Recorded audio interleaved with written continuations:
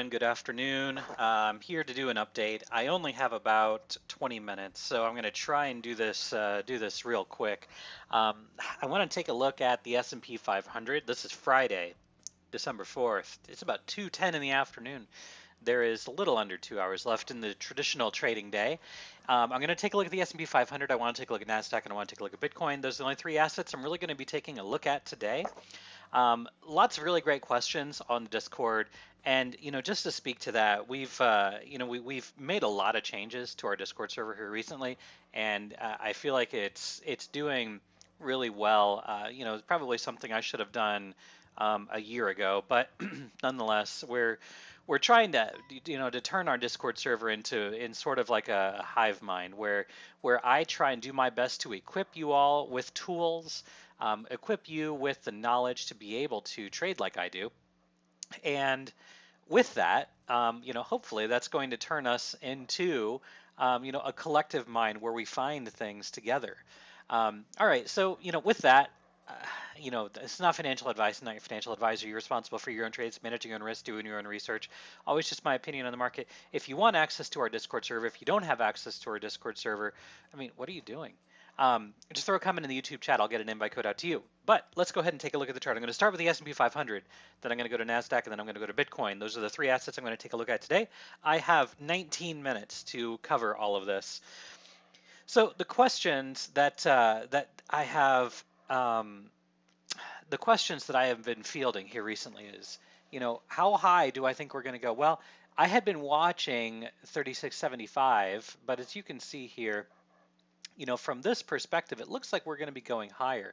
I think what we're setting ourselves up for is an overthrow, right? I can see this. You can see that I drew this back on the 1st of December. This was what, 4 days ago? Probably what, Monday? Maybe Sunday night. I said we're probably going to overthrow, and we just hit an all-time high on the S&P 500 just what, an hour or two ago, a couple hours ago. We hit another high. What I'm trying to dig out of this is a count, because I am a firm believer of, if you don't know where you're at, then you don't know where you're going. So you can see I've got a couple different things here. One, I've got this red trend line, which should be enormous support at this point. We did already retest this technically back here on November 10th. Okay, we pushed up through, we came back, we retested that. It was like a perfect retest. Seriously, look at this. It was like within a couple dollars, within $1 of that retest. That was beautiful. And so now here we are. We are grinding up. We're grinding up.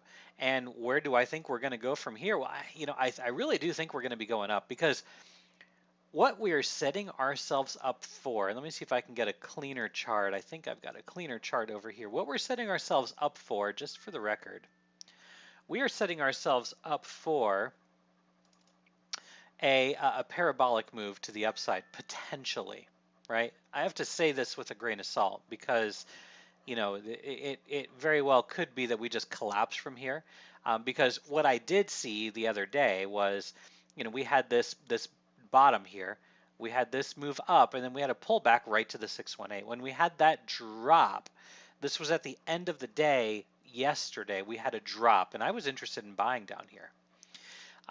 We had a drop right here at the 618, and so we had support there, and our algo target to the upside is 36.91, and you can see so far we've got some rejections there.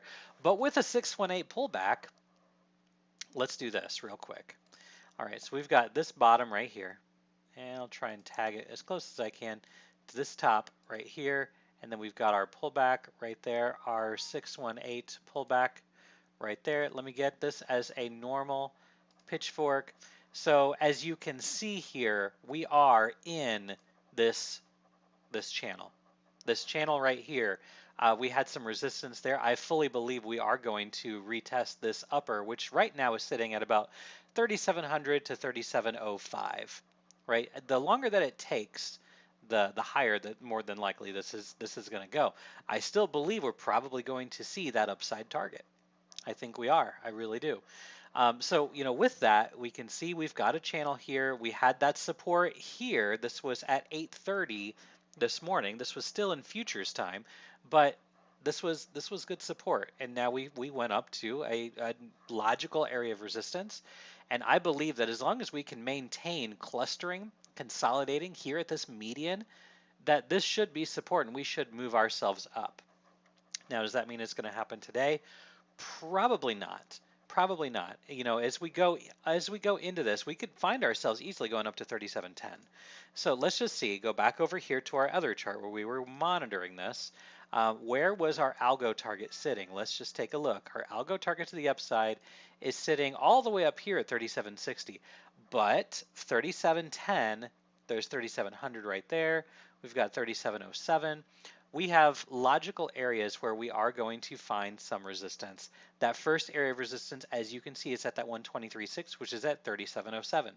That is also in confluence with the channel that we were looking at over on the other chart.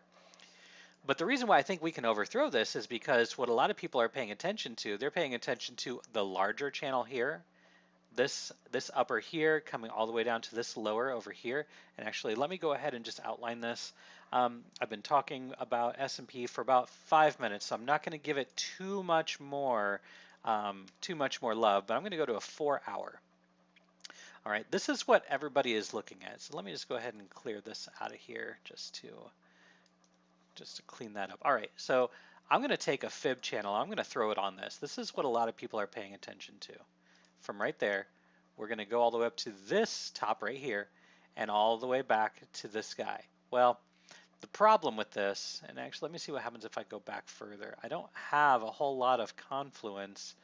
I could go back to this guy all the way back here and we can get a pivot right there, but if I use this pivot up here, well, then I kind of violated it. Yeah, you could claim that that was support, but I really think that we should be paying more attention to the expansion to the upside. If we do push up and out of here, and it's going to happen slowly, I've been saying that we can go as high as 4,000. I was thinking by the end of the year, it may take a little bit longer, but we are continuing to grind up for right now. This takes us up to 39.40, 39.50. Watch the expansion target, because once we are able to push up and out of this, we're easily going to get up to this expansion target. And one of the reasons why I think this can happen is the fact that we are in the middle of creating a parabola. Okay, you could take a look at the Bitcoin chart. Bitcoin just recently did something very, very similar. So just be careful with a little bit of a shakeout coming all the way back down here to 36.50, but easily this thing could push up and out of here. So this is what I want you guys to watch. I'm not saying go all in. I'm not telling you guys to trade like that. You should never trade like that. I'm not saying to get $400 SPY calls that expire on January, right? I'm not saying that. What I'm saying is when we do push up and out of here, it's going to be very easy for us to push up to this this upper region. It's going to be easy for that to happen. A couple other things to keep in mind when we're talking about the S&P is Tesla's getting ready to be refactored in. So we've got about 2.5 weeks before that rebalancing happens. So it would not surprise me one bit to see some volatility in the days prior to, I think it's December 21st, closer to the end of the year. That rebalancing is going to happen and there's likely going to be some volatility. It's very, very possible this guy does move up instead of down like it has in previous years. Being very cautious because I do recognize we do have some resistance right here, which has been previously resistance. But one more note, the last 2 times we had resistance, we had a major fall. This time right here, we had a fall, but it didn't even get to the median, okay? It didn't even get to the median. Back here, it went all the way down low. This one didn't even get to the median.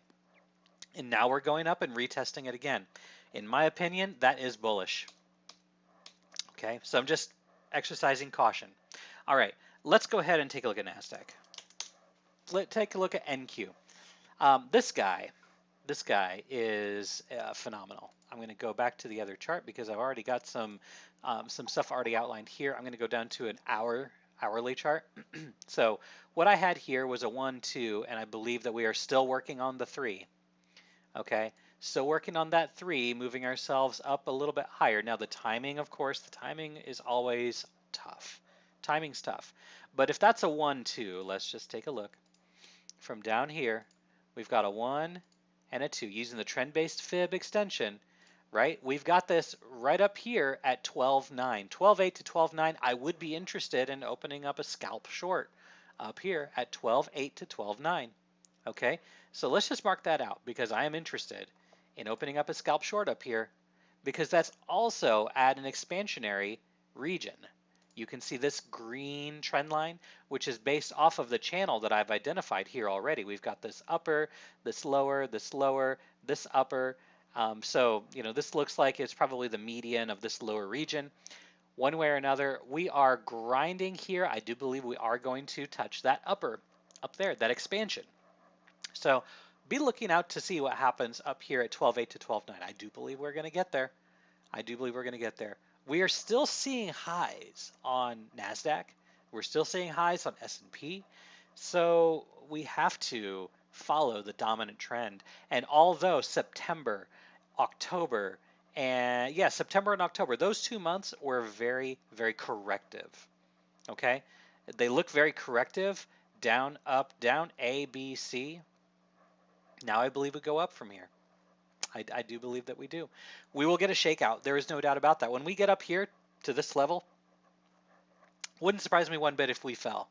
It wouldn't surprise me one bit if we fell. Now we're not going to fall like we did in March or February, but we're going to get a shakeout before we see higher prices. And my upside, and of course the timing, of course, is out of whack on this, but very easy we can see ourselves up to 13.8 to 14. Okay, that's a huge move to the upside. We are expanding. We are expanding. You can see it right here. The evidence is already there. We pushed through, we pulled back, and I had said when this happened, I had said that Nasdaq had more upside potential than the S&P did, and Nasdaq has moved up at a little bit of a greater rate than the S&P has because Nasdaq fell harder. Okay, so I can still see this continuing to move up. Now let's take a look at Bitcoin. All right, Bitcoin, I think my Coinbase chart has the parabola on it that I was already discussing. So, in terms of the parabola where it compares to the S&P 500, I think S&P 500 is right around here. Okay, so just put that into perspective. I think S&P 500 is still all the way back here. So, corrects a little bit, rips up, right? So we've got this 5-wave structure into the 3, we go out into the 4. Then I believe we're still working on moving up here. All right, we are back above 19, right? There is a fight going on here at 19. But let's just take a look at this because Bitcoin historically is a very technical asset and does a good job of